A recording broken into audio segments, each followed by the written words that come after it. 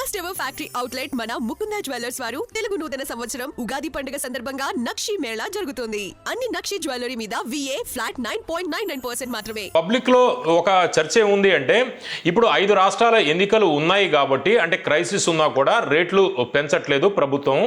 ఈ ఎలక్షన్స్ తర్వాత భారీగా రేట్లు పెరిగే అవకాశం ఉంది అనేది ఒకటి స్పెక్యులేషన్ జరుగుతుంది, చర్చ కూడా పెద్ద ఎత్తున జరుగుతుంది. బీజేపీ చెప్తుందేమో ఇతర దేశాల్లో ఆల్రెడీ ప్రైసెస్ పెరిగాయి, మేము పెంచలేదు అనేది బీజేపీ చెప్తోంది. అంటారు పెరిగే అవకాశం భారీగా అవకాశం ఉందా? కొద్దిగా పెద్ద భారీగా పెరగవు. ఎందుకంటే ఇప్పుడున్న ధరలు ఎప్పుడు పెట్టారు? $150 బ్యారెల్ ఉండే టైంలో పెట్టారు 2013లో, మర్చిపోదు. ఇప్పటి వరకు $150 అవ్విందా? అవ్వలేదు కదా. ఇంకా కాబట్టి అంత పెంచరు. పెంచితే ఓ 5% 10% పెంచుతారు. కానీ నేను ఏం చెప్తున్నా, ఎలక్షన్ అవి రిజల్ట్స్ వచ్చేటప్పటికి మే 4 అవుతుంది. ఇంకా 45 రోజుల పైన ఉన్నది, 50 రోజులు. ఆ దానిలో యుద్ధం ఆగిపోతే ఈ గొడవ ఉండదు, యుద్ధం తగ్గితే గొడవ ఉండదు. కొత్త ఆయిల్ మనకి చేరిపోవటం మొదలు పెడితే గొడవే లేదు. రష్యా నుంచి, నార్వే నుంచి కొత్త ఆయిల్ వస్తుంది మార్కెట్లో నుంచి. ఇప్పుడు మన ధరలు ఎందుకు పెరిగినాయంటే స్పాట్ ఆయిల్ అంటారు. స్పాట్ ఆయిల్ అంటే ఆల్రెడీ బయట ఉన్న ఆయిల్, వాళ్ళల్లో ఎక్కడో డిపోలో ఉన్నది కొంటున్నాం మనం, రెడీగా ఉన్నది ఎమర్జెన్సీకి, మనకు దొరకదేమో ఫ్యూచర్లో. ఇప్పుడు ఇలాగ ఒక 10 రోజులు 20 రోజులు సప్లైస్ కొనుక్కుంటే గొడవ వదిలిపోతుంది కదా అనుకుంటున్నాం. సెట్ అవుతాయి. మెయిన్ ప్రాబ్లం ఏంటంటే మన ప్రభుత్వం ఫిబ్రవరి 28న యుద్ధం స్టార్ట్ అవుతుందని అసలు ఎవడూ ఆలోచించలేదు. రోజు వాళ్ళు గొడవలు చేస్తున్నారు. మన ప్రభుత్వం ఇలాంటి యుద్ధం వస్తే మనం ఏమవుతాం, ఇది మూసి పారేస్తాం, మూస్తే ఏమవుతాం, కాళ్ళు ఎత్తి చేతులు ఎత్తి కూర్చుంటాం. అది ప్లాన్ చేయవచ్చు. ఏ జనవరి నెలలోనో కొద్దిగా ఒక 5% మన అవసరాలు ఇతర సోర్సెస్ నుంచి ఒక రిస్క్ తీసుకునేటట్టుగా కొన్ని ఉంటే అసలు ఈ గొడవే లేదు.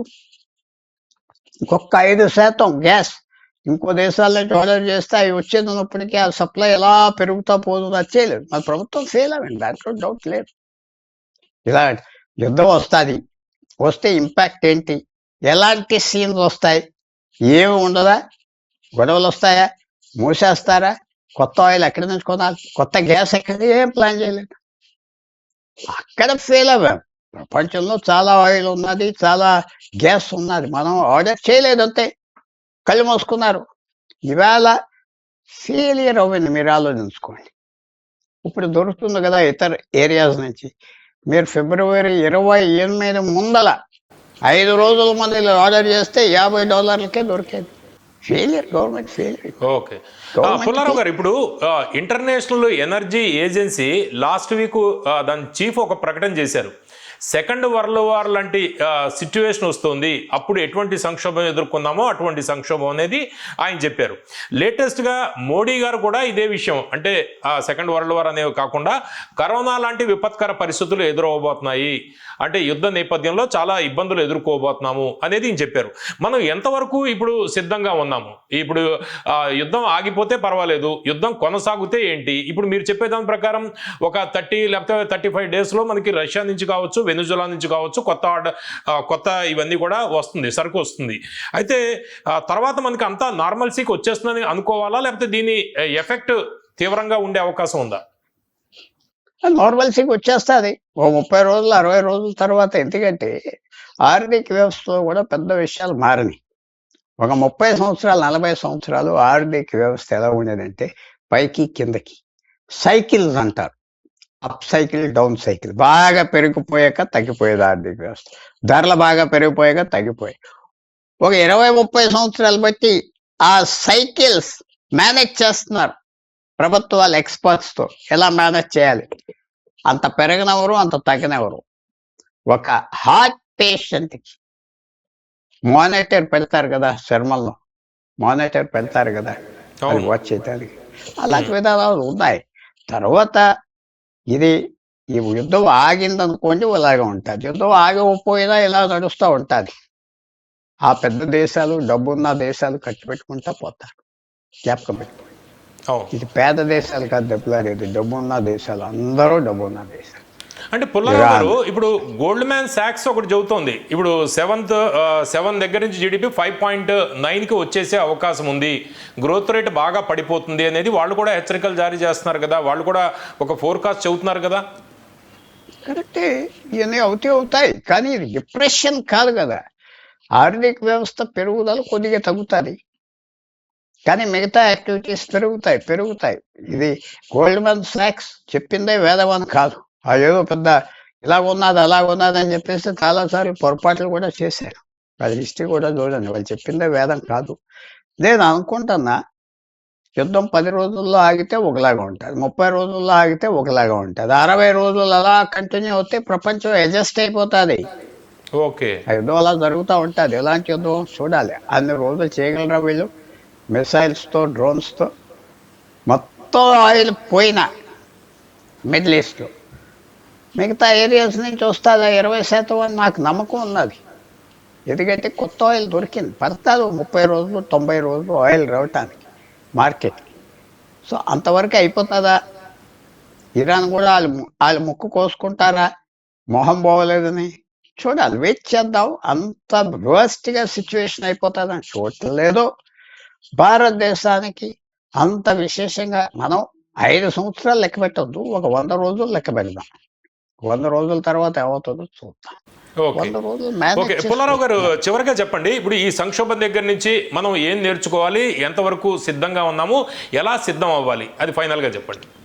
ఒకటి మెయిన్ థింగ్ ఏంటంటే యుద్ధం మారిపోయింది. పూర్వంలాగా సైనికులు లక్షల మంది కాదు, అంతా టెక్నాలజీతో యుద్ధం. Drones, control planes, unmanned flights, అంటే మనుషులు ఉండరు, పైలట్స్ ఉండరు, డ్రోన్స్, మిసైల్స్. మనం ఎంతవరకు ప్రిపేర్ అవ్వా? మిగతా దేశాలు ప్రిపేర్ అయిపోయినాయి, అది చూసుకోవాలి. మనం ఇంకా పెద్ద సైన్యం ఉన్నది, 10 లక్షలు 20 లక్షల మంది, అది ఇంపార్టెంట్.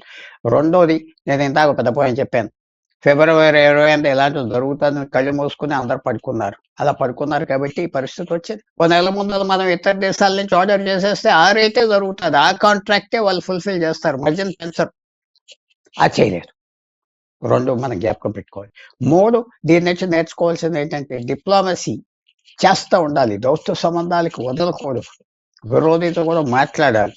యుద్ధం అవాయిడ్ చేయడానికి మనం అస్తమాన ప్రయత్నం చేయాలి. ఒక్కోసారి దౌత్య వర్కే పనిచేస్తారు. డిప్లొమసీ ఫెయిల్ అయిపోయింది ఇరాన్ మధ్యన, అమెరికా మధ్యన. డిప్లొమసీ ఇరాన్ ఫెయిల్ చేసుకున్నది. వాళ్ళు కొద్ది కండిషన్స్ వదిలేసుకుంటే ముందరికి అయిపోతుంది కదా ఇంకో 10 సంవత్సరాలు. వాళ్ళు డిప్లొమసీకి మనం ఇంపార్టెన్స్ ఇవ్వాలి, చాలా కేర్ఫుల్గా డీల్ చేయాలి, ప్రతి దేశంతో సాఫ్ట్గా డీల్ చేయాలి. లోపల మన అభిప్రాయాలు వాళ్ళ మీద ఏమున్నా డిప్లొమసీ బలపరచాలి. ఇవన్నీ చేసుకుంటూ పోవాలి. తర్వాత లాస్ట్ పాయింట్ ఏంటంటే, ప్రజలకి నొప్పి అనేది తెలియదు భారతదేశంలో. ఇరాన్, సౌదీ అరేబియా ఈ దేశాలు, ఇజ్రాయెల్ ఎలా నొప్పి తింటున్నారు యుద్ధానికి, ఇక్కడ ఏం లేదు. నాకేమి ఇస్తామని తిరిగే ప్రజలకి ఇవన్నీ చెప్పాలి. అంత కష్టపడుతున్నారు, అంత గొడవలు పడుతున్నారు వాళ్ళ దేశం రక్షించుకోవటానికి అని చూపెట్టాలి. అది కూడా నేర్పాలి. అది మనం ప్రిపేర్గా లేవు, మన రాజకీయ నాయకులు కూడా లేరు. భారతదేశం చాలా అదృష్టంగా 80 కోట్ల మందికి రేషన్లు ఇస్తా, అంతా ఫ్రీగా ఇస్తా, ముందరికి వెళ్ళిపోతుంది. ఇంకేం నేర్పుతాం ఇలాంటి ప్రజలకు? ఇప్పుడు పాకిస్తాన్ ఒక మీడియేటర్గా ఉండబోతోంది అనేది వస్తుంది. వాళ్ళ ఆర్మీ చీఫ్ ఆల్రెడీ చర్చలు సాగిస్తున్నారు ఇరాన్ యుఎస్ మధ్యలో. అయితే గత కొన్ని రోజుల నుంచి కొంత తీవ్ర స్థాయిలో వాయిస్ వినిపిస్తుంది ఏంటంటే, మనం ఇండియా డిప్లొమసీలో ఫెయిల్ అయ్యాము అనేది. అంటే మీ అభిప్రాయం ఏంటి ఫైనల్గా ఒకటి చెప్పండి. ఒకటి మన అసలు అది వాళ్ళు మీడియేషన్ చేయట్లేదు ఇరాన్ అన్నారు. వాళ్ళు ఏదో మేము మీటింగ్ ప్లేస్కి మేము కుర్చీలు వేస్తాం, బలలు వేస్తాం, సమోసాలు పెడతాం అన్నారు అంతే. మీడియేషన్ అంటే ఏంటి? వాళ్ళు ఏదో పిలిచి మాట్లాడి ఇలా చేయి, నువ్వు అలా చేయి అని చెప్పి ఇద్దరు ఒప్పుకుంటే మీడియేషన్ లేదు, పాడు లేదు. మేము రెడీగా ఉన్నాం, మీకు కుర్చీలు వేసి గదిచ్చి కూర్చోబెడతానికి పాకిస్తాన్కి, పక్క దేశం ఇరాన్గా చెప్పుకుంటారు. వాళ్ళు ఎవరైనా ఒప్పుకుంటారా? కూర్చోవచ్చు, అక్కడ కూర్చోవచ్చు. పక్కన ఉన్నది ఇరాన్ నుంచి రావటానికి, అమెరికా నుంచి రావటానికి, లేకపోతే ఇంకో దేశంలో పెట్టవచ్చు. పాకిస్తాన్కి అంత ప్రెస్టీజ్ లేదు కూడా, మర్చిపోవద్దు. వాళ్ళు మీడియేషన్ అంటే వాళ్ళు పిలిచి కూర్చోబెట్టే పెద్ద మనిషి. వాళ్ళు పెద్ద మనిషి స్టేటస్ ఎక్కడున్నది?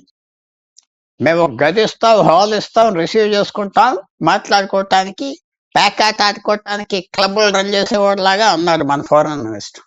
ప్యాక్ ఆట దొంగతడిగా ఆడినప్పుడు ఎవడో ఒకటి అరేంజ్ చేస్తాడు కదా, తెలియదు అది కూడా మీకు? చేస్తే వాడికి ఇంత ఇస్తారు రోజుకి, అంతే అన్నాడు మన ఫారెన్ మినిస్టర్ నిన్న. పాకిస్తాన్కి. మనం అలా చెయ్యం, మేము పెడతామండి, గది పెడతాం, మీరు వచ్చి కూర్చి మాట్లాడుకోండి అని మనకు ఆ దరిద్రం లేదన్నాడు. వాళ్ళకి ఓ హోటల్ మేనేజ్మెంట్ లాగా చేస్తా ఉన్నారు. అవన్నీ పట్టించుకోకూడదండి. పాకిస్తాన్ మనతో పోల్చుకున్న వాళ్ళు దేశ ద్రోహులు అని చెప్తున్నా. వాళ్ళు చేసే పని మనం ఎందుకు చేయాలి? వాళ్ళు అన్ని దేశాల దగ్గరికి వెళ్ళి బ్రతమాలు సౌదీ అరేబియాతో అగ్రిమెంట్ పెట్టుకున్నారు. మిమ్మల్ని ఎవరు అటాక్ చేసినా మేము వచ్చేస్తాం. మరి ఇరాన్ అటాక్ చేస్తుంది, ఏం చేయలేదే.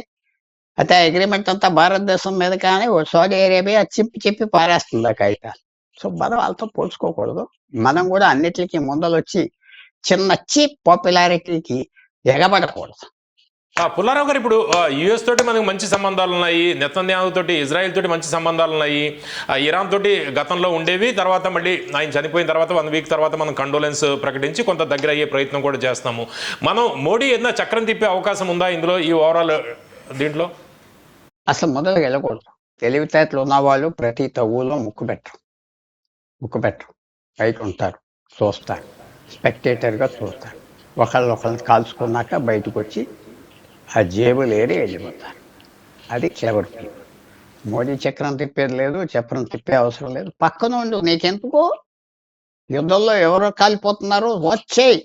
మన యుద్ధం కాదు ఇది. ఇది మనకి మంచిదా చెడ్డదా చరిత్ర చెప్తాది. ఈ పక్క దేశాలు ఒకళ్ళు చంపుకోవటం, యుద్ధం ఆగలేదు. వాళ్ళ ఎనిమిటీ ఇంకో 50 సంవత్సరాల వరకు వెళ్తారు యుద్ధం ఆగినా. వీళ్ళ మన స్నేహితుల, పాకిస్తాన్ స్నేహితులు, చైనా స్నేహితులు, మనతో సంబంధాలు ఉన్నాయి అంతే. చూద్దామండి హిస్టరీ ఏం చెప్తాదో. ప్రస్తుతం భారతదేశానికి లోపం మాత్రం లేదు. Okay, thank you very much sir. Thank you.